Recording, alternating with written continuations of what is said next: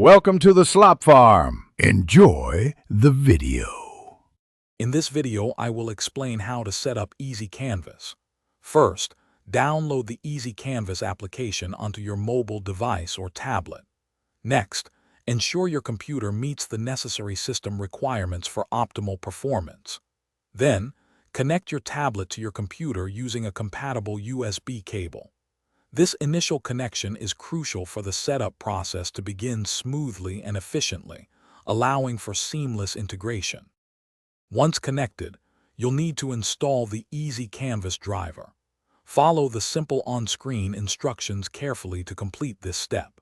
It's very important to restart your computer after the driver installation is finished. This ensures all changes take effect. After restarting, open the Easy Canvas application to access its settings and begin personalizing your experience.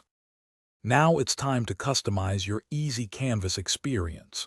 You can adjust the pen pressure sensitivity to match your drawing style, making lines thicker or thinner with ease.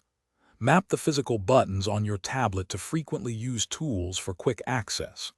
Also, calibrate the display to ensure precise pen tracking and accurate cursor alignment, enhancing your creative workflow. Finally, test your Easy Canvas setup.